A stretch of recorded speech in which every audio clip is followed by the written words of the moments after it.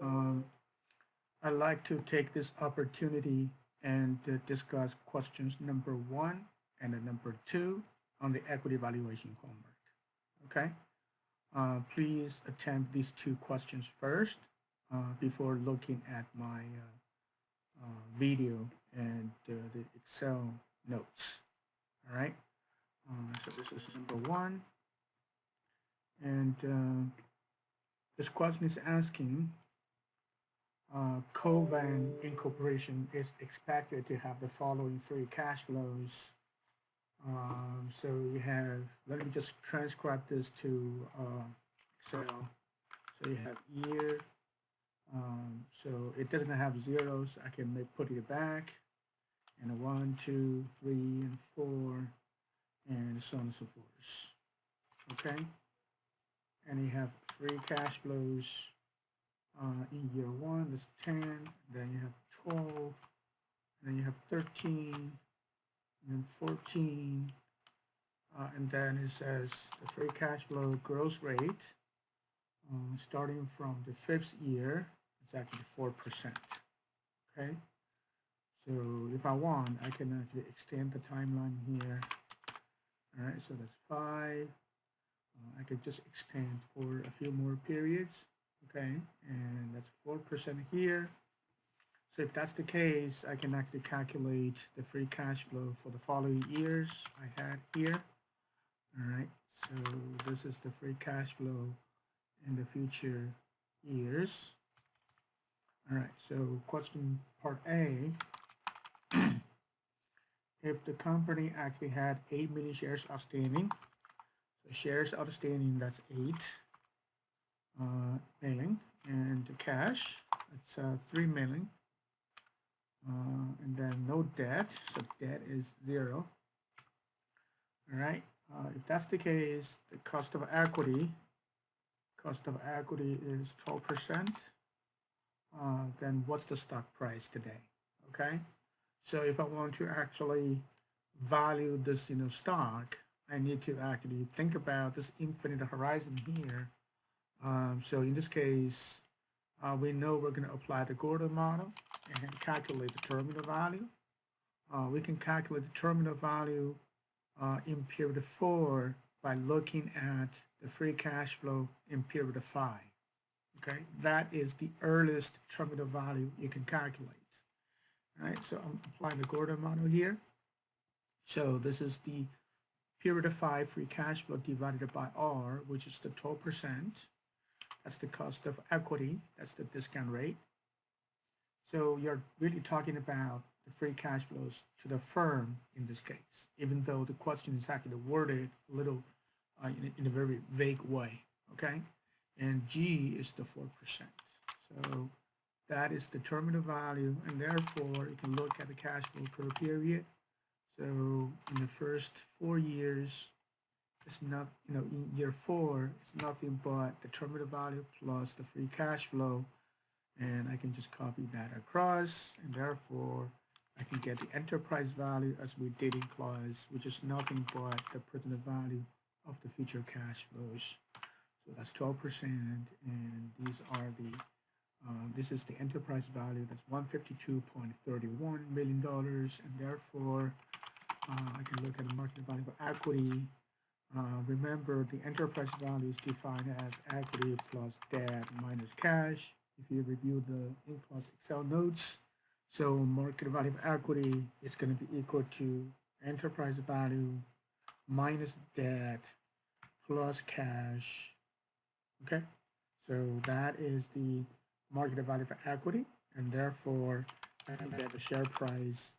So that's nothing but the market value of equity over number of shares outstanding. Everything is in millions, so that is $19.41. That's part A.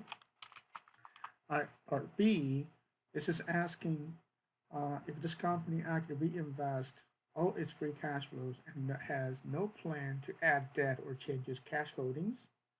All right, and if you plan to sell the company at the beginning of year 2, what should you expect the price to be? All right, so you're trying to actually, shift the timeline because now you're not selling the firm or selling the stock today. You're actually selling the stock at the end of year one, which is the beginning of year two. So if I want to actually make use of this, I'll just start over. So I'm going to actually have the calendar timeline here. This is year 1, 2, 3, 4, 5, 6, 7.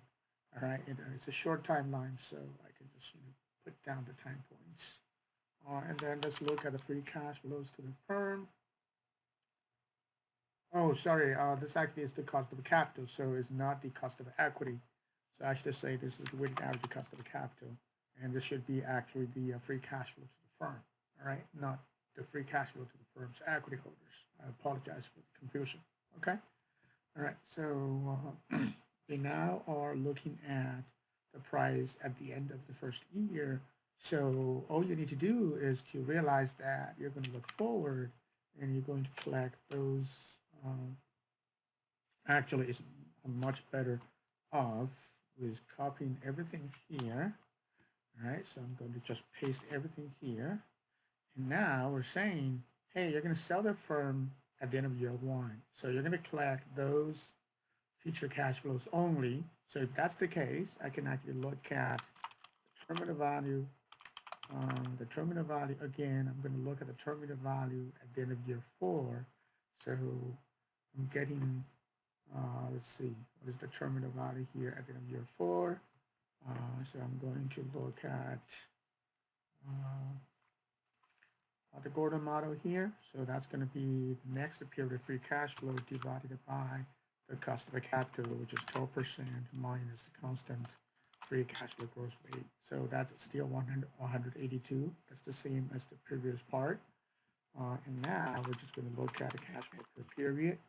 So in this case, you're going to look at period of 4, which is nothing but the same terminal value plus the last period free cash flow.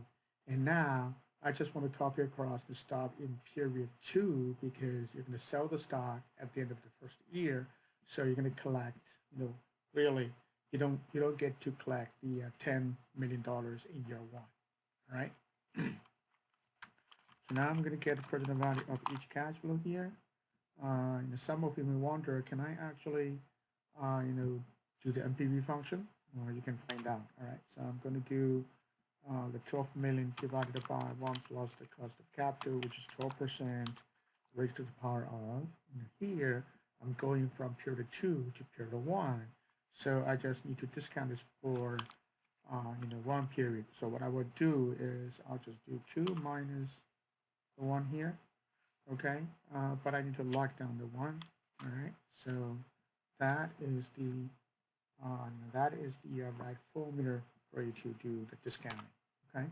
So that's $10.71 million, and I can copy this across. I get, so now I can actually do enterprise value at year 1 end, okay?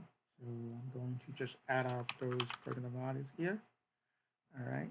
So now that is the enterprise value at the end of year 1. So you see that at the end of year 0, or the enterprise value today is the 152.31 million, and at the end of year 1, this is 160.58. All right, so now I can actually look at market value of equity at the end of year 1, market value of equity at year 1 end, and we're saying the cash does not change, the debt does not change, so we're just going to follow the same formula. It's the enterprise value minus debt, which is 0, plus cash, which is 3. So that's 163. And now I can actually get share price. Number of shares outstanding does not change either. So that's going to be 163 over 8. And that should be 20.44. All right, so that's part B. Part C is asking, if you bought the stock at the beginning of year 1, and if you actually hold the stock until year 2, what is your return? Well, that's very simple. It's nothing but you're going to buy, Right, so your holding period return in this case is, if you have taken 310, you know how to calculate the holding period return, which is nothing the price you get out, which is 20.44, minus the price you pay when you buy the stock, which is 19.41, and you divide it by 19.41. So you get 5.32% return for this year. Okay? So this is part one, example question number one. All right?